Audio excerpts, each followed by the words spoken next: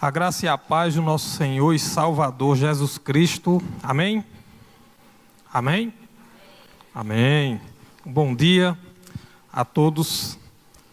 E o nosso dia começa hoje da melhor maneira, na presença do Senhor, na casa dEle, adorando a Ele.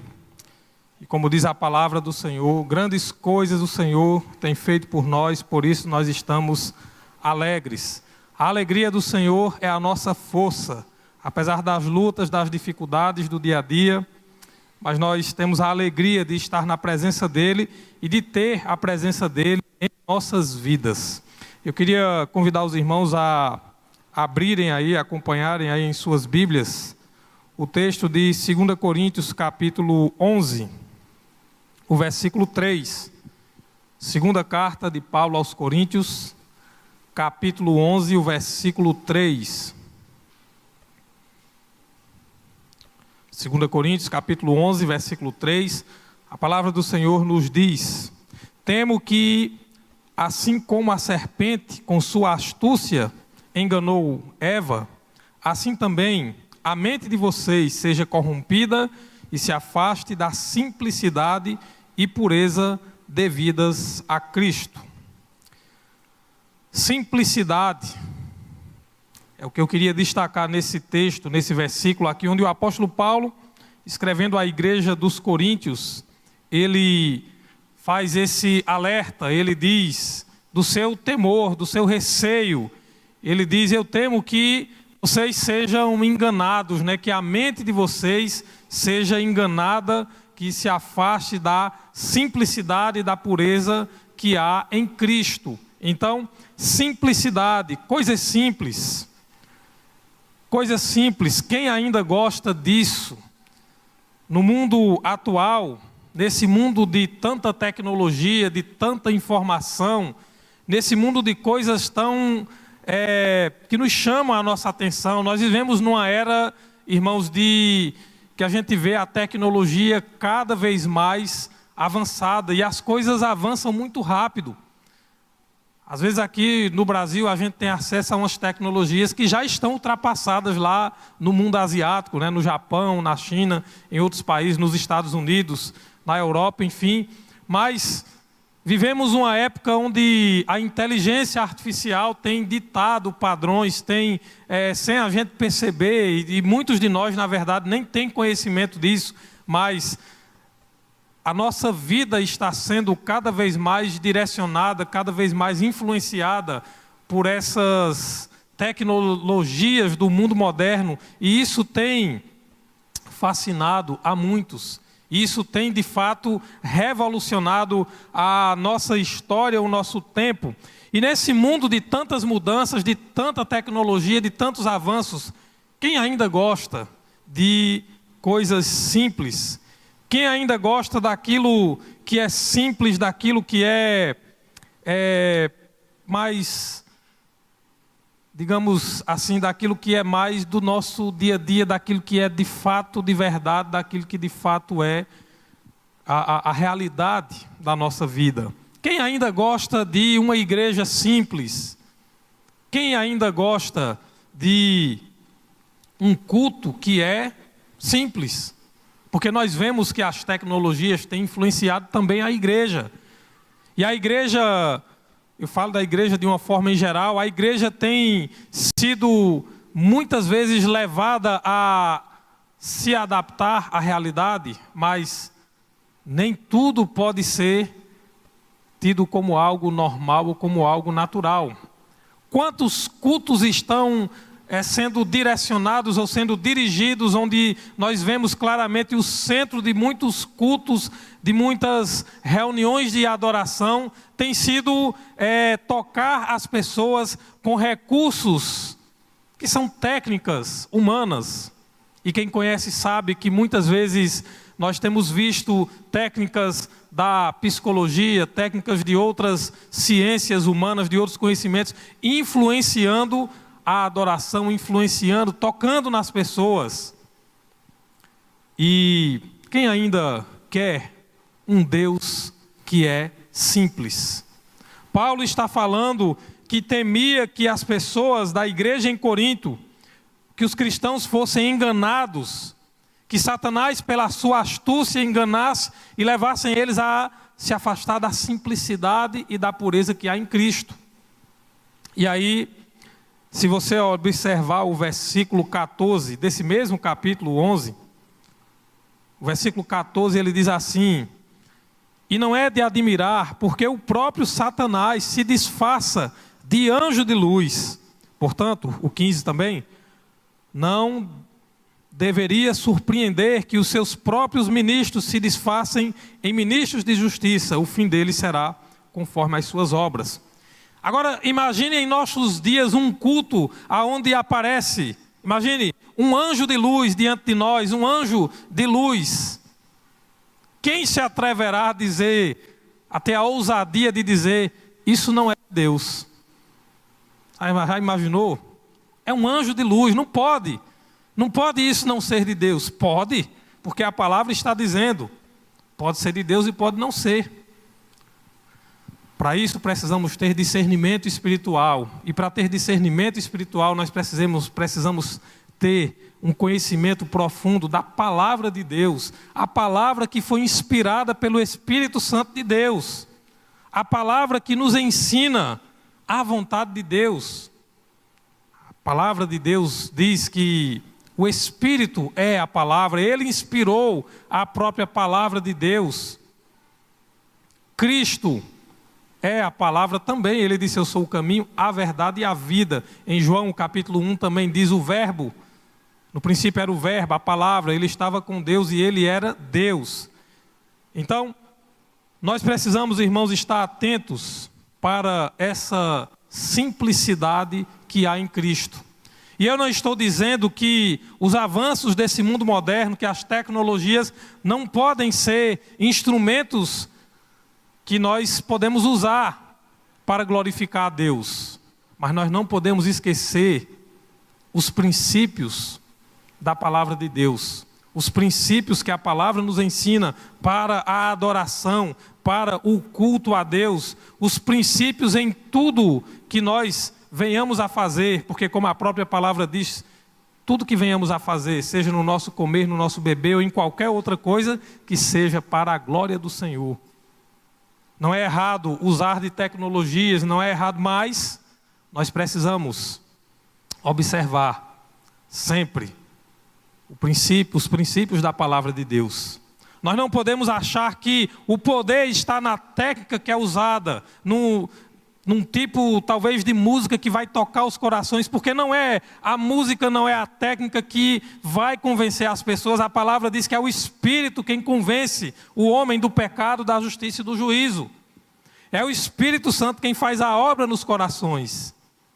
Então nós não podemos perder essa simplicidade, essa pureza que há em Cristo. Porque o texto diz aí, 2 Coríntios 11, 3, Paulo diz: olha, eu temo que assim como a serpente com sua astúcia enganou Eva. O diabo, a serpente lá no Éden, nós sabemos que ela que é o diabo, Satanás, usou de astúcia. Essa palavra astúcia no original grego, ela fala de habilidade, fala de artes, inclusive, remete também a artes, e ela está dizendo que o diabo ele é habilidoso, ele é astuto, ele é inteligente, ele é esperto, e ele tem várias estratégias para nos desviar da vontade de Deus. Ele tem várias estratégias. Ora, veja como ele vai tentar Jesus, está lá em Mateus capítulo 4, o texto da tentação no deserto. Ele espera, vamos, só pelas informações que nós temos no texto ali, a gente pode observar. O diabo pacientemente espera 40 dias e 40 noites de jejum para finalmente começar a tentar Jesus. E ele diz: olha, mas se você é filho de Deus, questionamento sobre quem Jesus é. Lembre-se que antes de ele ser levado pelo Espírito ao deserto para ser tentado, ele foi batizado. E logo após o seu batismo, a voz de Deus vem do céu e diz: esse é o meu filho amado em quem eu tenho prazer, e desce de maneira simbólica, claro, como uma pomba ali, como um pássaro sobre ele, o Espírito Santo. confirmando a questão que a gente hoje chama de trindade, né? O Pai, o Filho e o Espírito Santo presentes ali no batismo de Cristo. Mas logo em seguida, depois de Jesus estar enfraquecido fisicamente, porque ele era homem. E aí, depois de 40 dias e 40 noites de jejum, o diabo então diz: se você é filho de Deus, manda que essas pedras transformem-se em pães. O diabo tenta Jesus com uma tentação que existe até hoje, e muitas vezes nas igrejas. Em outras palavras, ele está dizendo: se você é filho de Deus, busque o sobrenatural de Deus. O sobrenatural de Deus está ao seu dispor. Busque o sobrenatural de Deus. Você já ouviu isso? Eu já ouvi muitas pregações. Não se contente com o natural, busque o sobrenatural. Foi o que o diabo disse a Jesus também. Ora, se você é filho de Deus, transforme essas pedras em pão. E aí Jesus diz a ele também: olha, está escrito, nem só de pão viverá o homem, mas de toda palavra que sai da boca de Deus. Quem decide se vai agir sobrenaturalmente é Deus, não somos nós. Nós não somos chamados a buscar o sobrenatural, algo miraculoso, nós somos chamados a buscar a Deus. O Deus que manda no sobrenatural, que manda no natural, o Deus que é, como ele disse a Moisés: olha, eu sou o que sou. O Deus que, daquilo que não existia, chamou tudo que existe à existência. O Deus que criou todas as coisas. Não há nada difícil para Ele. Não precisamos viver nessa carência de coisas sobrenaturais para confirmar se Deus é Deus, para confirmar a presença dEle em nossas vidas, de forma alguma. Nós precisamos buscar a Deus. Nem só de pão vive o homem, mas de toda a palavra que sai da boca de Deus. E aí, o diabo vai, e outra das tentações é quando coloca Jesus ali no pináculo do templo, né? E aí agora ele vai usar a palavra. Veja a ousadia, veja a astúcia. Por que é que o diabo hoje não vai usar a palavra, não vai usar os púlpitos das igrejas, não vai usar igrejas, não vai usar as religiões para tentar, para nos afastar da presença de Deus? Se ele fez isso com o próprio Deus, com a palavra encarnada ali diante dele, ele vai fazer isso conosco também, e ele faz. E faz de maneira eficiente. E faz de maneira habilidosa. E faz de maneira inteligente. E ele diz: olha, está escrito, lança-te abaixo, né? Pule daí, porque está escrito: aos seus anjos dará ordem, e eles te sustentarão pelas mãos, para que você não tropece em nenhuma pedra, para que não aconteça nada de mal com você. E aí Jesus então o repreende. E diz: não tentarás o Senhor teu Deus. Também está escrito isso: não tentarás o Senhor teu Deus. Ele poderia usar do seu poder sobrenatural, mas não era a hora, não era o propósito, não cabia naquele momento. Por isso que nós, não é questão, muita gente diz: os batistas não creem no sobrenatural. Nós cremos, mas quem define, quem tem autoridade sobre isso é Deus. Veja os apóstolos, quando eles fazem milagres ali no livro de Atos, e as pessoas têm um episódio que acho que era Paulo e Barnabé, não sei se Silas, não estou lembrado direito, mas as pessoas queriam adorar a eles, e eles dizem: não é o nosso poder, não é pela nossa capacidade, é o poder de Deus, é o poder de Jesus Cristo, aquele que ressuscitou, que faz esses milagres, que realiza essas curas. Somos apenas instrumentos, homens como vocês. Tiago escreve e diz: Elias era homem como nós somos, sujeito às mesmas paixões, aos mesmos pecados, às mesmas tentações. E ele dizia: Elias orou e não choveu. E depois Elias orou e choveu. Elias ora, pede a Deus, e Deus faz descer o fogo ali sobre o holocausto, naquele episódio lá dos profetas de Baal. Então, a outra forma que o diabo então tenta Jesus, ele vai e mostra a glória, as riquezas do mundo para Jesus. Mostra tudo, né? Toda a glória, toda a riqueza. E ele diz: olha, tudo isso eu te darei se você prostrado me adorar. Prosperidade, glória, poder. alguém diz assim, o diabo estava mentindo. Eu tenho minhas dúvidas. Eu não concordo bem que ele estava mentindo. Porque a glória e o poder desse mundo está nas mãos dele? Sim. Porque a Bíblia diz que o mundo jaz no maligno. O sistema desse mundo, ainda que temporariamente, mas está sob o poder dele. Claro, permitido por Deus. Por que eu digo que está? Porque quando o homem pecou e rejeitou o plano de Deus, ele deu, como a gente diz, ele deu a permissão, ele deu a autorização para que o diabo assumisse o poder desse mundo. Jesus disse isso. Mas Jesus veio para desfazer as obras do diabo. Jesus veio lá na cruz, ele então, a Bíblia diz que ele despoja, que ele tira todo o poder, toda a autoridade que estava ali com o diabo. Mas nós, seres humanos, enquanto nós não entregamos o controle, o senhorio da nossa vida a Cristo, é aquilo que Jesus disse. Ninguém pode entrar na casa do valente e roubar-lhe os bens, se antes não amarrar o valente. Jesus veio para isso, e só há libertação de verdade desse domínio de Satanás na vida do ser humano quando Jesus é o Senhor, quando Jesus é o Salvador, quando eu permito que Ele entre na minha vida e faça morada como Senhor da minha vida. E aí Ele oferece a glória, o poder do mundo aqui a Cristo. Quantas pessoas e igrejas têm oferecido glória, prosperidade, poder? Quantas igrejas têm oferecido isso? É a teologia da prosperidade. Mas Jesus repreende e diz, retira-te, Satanás, porque está escrito, somente ao Senhor teu Deus adorarás, somente a Ele darás culto. A astúcia do diabo continua agindo ainda hoje.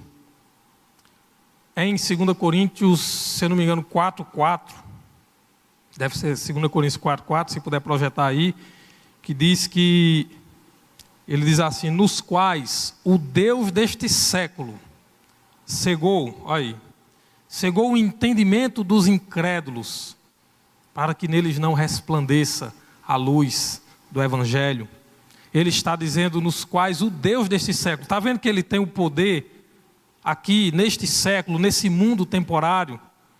Nós não podemos subestimar. Paulo escreve aos Efésios e diz, nossa luta não é contra carne, contra o sangue, não é contra pessoas, mas é contra as potestades, principados, os dominadores desse mundo. Ele fala as potestades do ar, desse mundo espiritual, que agem o tempo todo para nos desviar da vontade de Deus.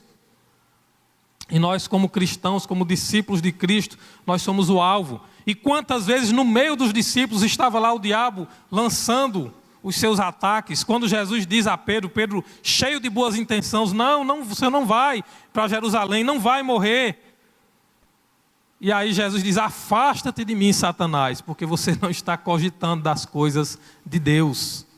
É pesado quando a gente lê isso, a gente escuta isso. Mas naquele momento, Pedro estava sendo influenciado, usado, ainda que com boas intenções, mas pelo diabo, que tentou o tempo todo afastar Jesus do propósito dele, da missão dele, de morrer ali na cruz pelos nossos pecados. Houve várias oportunidades. Pilatos chega a dizer, olha, eu tenho autoridade, eu posso te soltar, eu não vejo nele crime algum. O que eu acho interessante é que Jesus, a maior parte do tempo, ficou calado. E esse é um entendimento que eu tenho, de que Jesus não falou muito ali, poucas palavras diante de Pilatos, né? Quando ele diz, você é rei, ele diz, tu dizes que eu sou. Eu nasci e vim a esse mundo para dar testemunho da verdade. Ele diz também a Pilatos que nenhuma autoridade ele teria se não fosse concedida pelo Pai. Meu reino não é deste mundo. Ele diz também, são poucas palavras. Por que é que Jesus não se defende? Por que é que Jesus não se defende das acusações? Por que é que ele, diante também do sumo sacerdote, ali diante do sinédrio, ele permanece mais calado? Porque se ele fosse falar, você já imaginou se Jesus fosse apresentar a sua defesa? Provavelmente ele não seria condenado.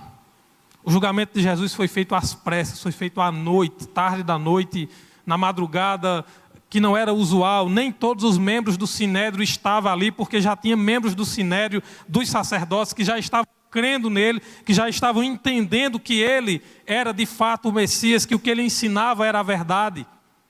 Por isso que ele não se defende, porque se ele fosse falar, talvez ele não fosse condenado, e o propósito era ser condenado, era cumprir as profecias. E até no momento de se defender, de apresentar sua defesa, ele estava sendo tentado. Ou você acha que o diabo não estava influenciando ali, e ele não estava sendo tentado naquele momento? Talvez fale a verdade, se defenda, você vai morrer nessa cruz, você vai aceitar esse julgamento. Por isso que antes disso ele vai lá, momentos antes disso ele vai no Getsêmani, ele está angustiado pelo sofrimento que haveria de enfrentar, mas por essa tentação de falar. Mas também estava profetizado lá, o profeta Isaías diz, como cordeiro mudo, ele não abria a sua boca diante dos seus acusadores. O versículo 3, eu gosto muito quando ele fala, né? Sobre a questão da simplicidade, para que a mente de vocês não seja corrompida, 2 Coríntios 11:3, e se afaste da simplicidade e pureza devidas a Cristo. Simplicidade, irmãos, o Deus, o Emanuel, o Deus que está conosco, a Bíblia diz que ele deixou a sua glória e se humilhou, se fez homem como eu e você, ser humano, de carne e osso, ser humano sujeito ao mesmo sofrimento, né? Ele se cansava, ele chorava, ele se entristecia, ele tinha fome, ele passou por todas as coisas, todos os tipos de sofrimento. Ele se faz homem, se faz simples, nasce lá de maneira simples, numa manjedoura. Toda a sua vida simples, a Bíblia diz, homem de dores, homem que sabe o que é padecer. É esse homem simples que é o Deus conosco, o Deus que se fez homem e habitou conosco. É esse Deus simples que andou entre os homens, que foi um de nós. É esse o Deus que nos salvou. É esse o Deus da simplicidade. O Evangelho, meus irmãos, é simples.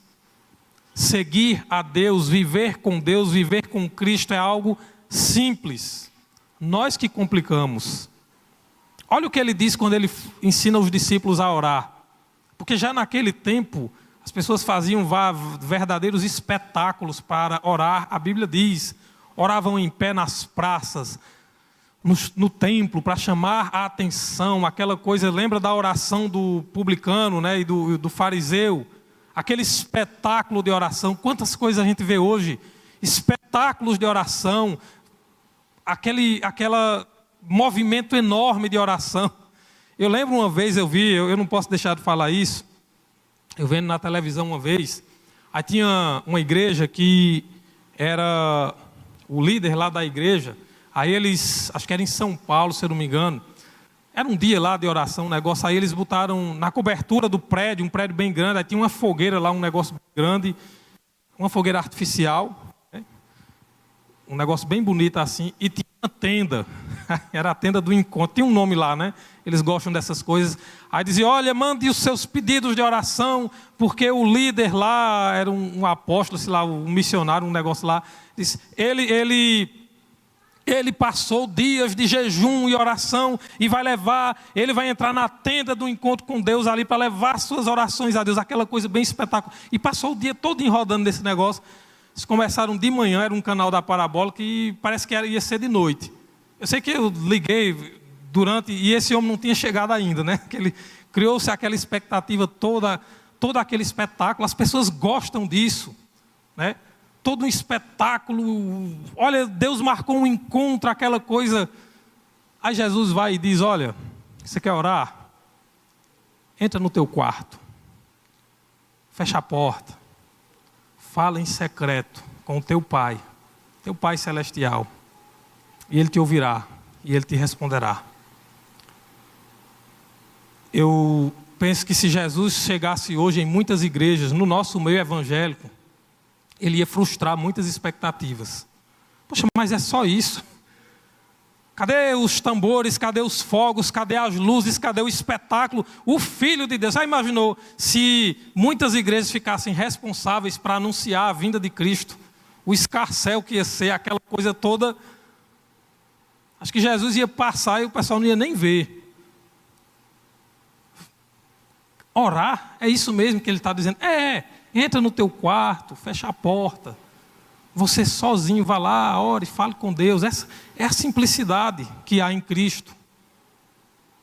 Mas muita gente gosta do movimento, gosta do negócio. Não estou dizendo que a gente não pode ter as nossas programações coletivas, não estou dizendo que nós não podemos divulgar, usar de criatividade, mas, irmãos, vida cristã não é só isso. Não é só isso. Simplicidade. Como devemos viver? Jesus ensinou como é que nós devemos viver, de maneira simples. Sermão do Monte, Mateus capítulos 5, 6 e 7, eu recomendo essa leitura. Leia o que está no Sermão do Monte, Mateus 5, 6 e 7, 3 capítulos só.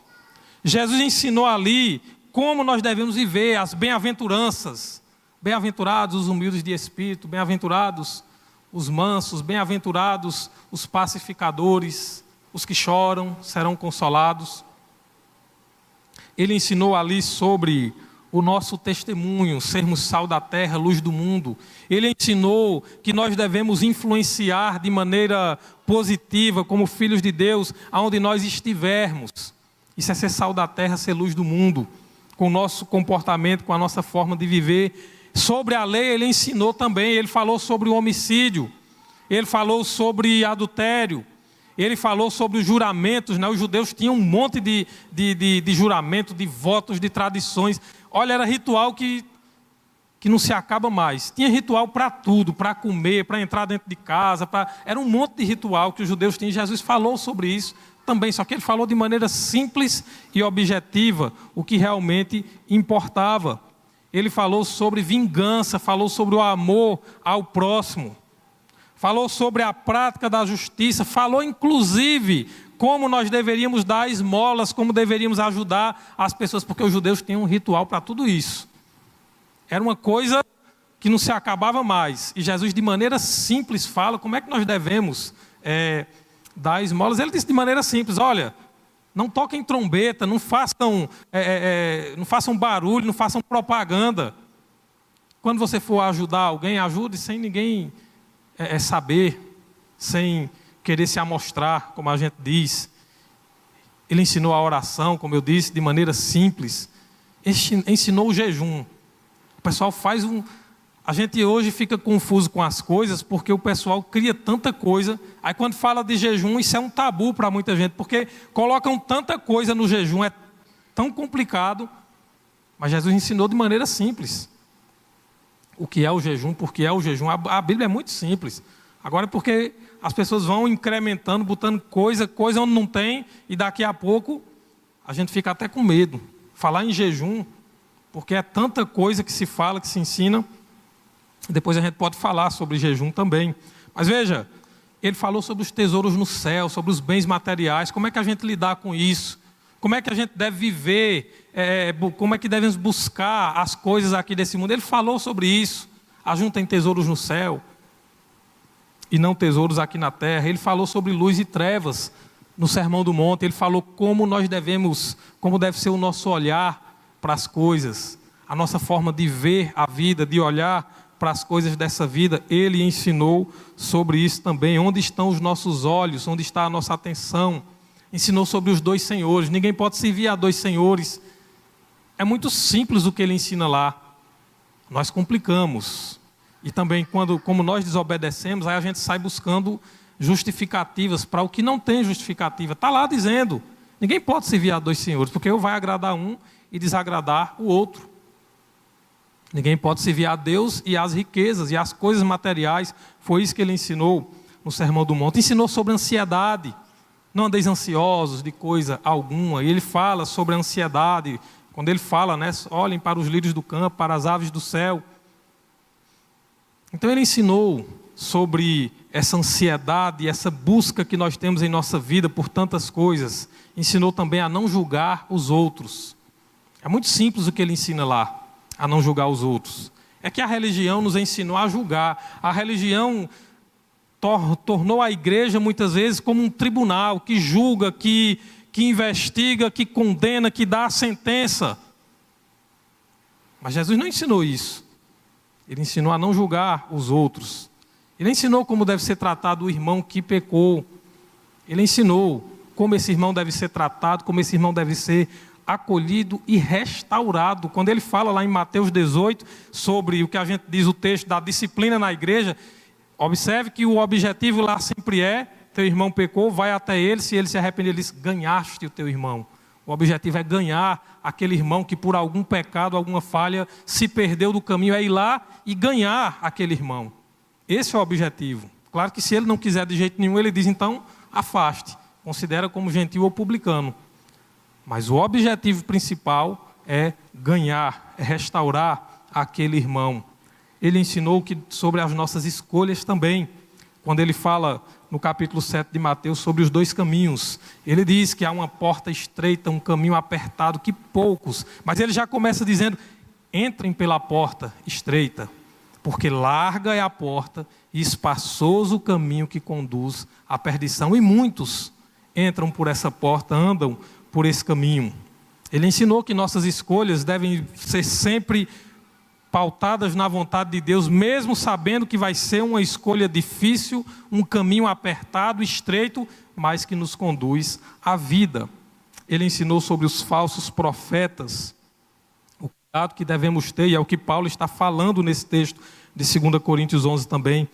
E por último, ele ensinou sobre, no final do Sermão do Monte, ele conclui dizendo que quem pratica os seus ensinamentos, tudo o que ele ensinou ali, quem coloca em prática, ele diz, é como um homem prudente que construiu a sua casa sobre a rocha. As tempestades vêm os vendavais, mas permanece aquela casa, aquela vida permanece firme, porque está firmada sobre a rocha. A casa construída sobre a areia, ele diz que é o homem insensato, que ouve as palavras, os ensinamentos dele, mas não pratica. E ele diz que quando vierem os vendavais, as tempestades, não ficará de pé. Grande será a sua queda, a sua ruína. Então, eu queria chamar a atenção dos irmãos nessa manhã, exatamente para isso. O apóstolo Paulo está nos alertando a termos o cuidado de não nos afastarmos, da nossa mente ser corrompida, ser enganada e nos afastarmos da simplicidade e da pureza que há em Cristo. Irmãos, o Evangelho é simples. Seguir a Deus, a sua vontade, é algo simples. Nós não precisamos de espetáculos, não precisamos de movimentos, não precisamos de tantas e tantas coisas que se criam, que se fazem. Nós precisamos seguir a Cristo, obedecer os seus ensinamentos, conhecer a Ele pela sua palavra, por uma vida de oração. Esse versículo 11:3, quando fala aqui da simplicidade e pureza a Cristo, na versão NVI diz: a sincera devoção a Cristo. Essa é a simplicidade. E Deus pode, de maneira sobrenatural, agir e fazer os milagres que Ele quiser e como Ele quiser. Mas deixa eu dizer uma coisa aos irmãos. Essa vida de devoção, essa vida dessa simplicidade a Cristo, já é prova do sobrenatural de Deus. Porque isso é possível. O Espírito Santo habita em nós. Quando o Espírito Santo promove em nossas vidas aquilo que Jesus disse a Nicodemos em João capítulo 3, nascer de novo. Porque ele diz, o que é nascido da carne é carne, mas o que é nascido do Espírito é Espírito. Por isso que ele disse, ninguém pode ver o reino de Deus se não nascer de novo. Quando nós entregamos nossa vida a Cristo, conhecemos Ele e confessamos como Senhor e Salvador, esse é o maior milagre, é o maior agir sobrenatural de Deus sobre nossas vidas, porque isso não depende de nós apenas. Isso já é o resultado, já é a ação de Deus de maneira, sim, sobrenatural sobre as nossas vidas, porque é o Espírito quem nos convence do pecado, é o Espírito Santo quem toca em nossos corações. Se isso não for milagre para você, me perdoe, você precisa aprender, precisa conhecer novamente o que é que a palavra de Deus está ensinando. Quando Nicodemos não entendeu, Jesus disse: você é mestre em Israel e não entende essas coisas. O maior milagre de Deus, o maior sobrenatural de Deus em nossas vidas é o Espírito Santo habitando em nós, é a conversão. Porque, irmãos, nosso coração pecaminoso, ele é duro, ele é um coração de pedra. E esse milagre da conversão, do novo nascimento, é o sobrenatural de Deus em nossas vidas. E as demais experiências que tivermos ao longo da nossa caminhada, aí não se preocupe, busque a Deus, siga a Deus na simplicidade que há no Evangelho, na simplicidade e pureza que há em Cristo. Como ele bem disse em Mateus 6,33, busque o reino de Deus e sua justiça, e as demais coisas, o que for necessário, ele acrescentará. Amém? Você ficar de pé para orar, para a gente concluir.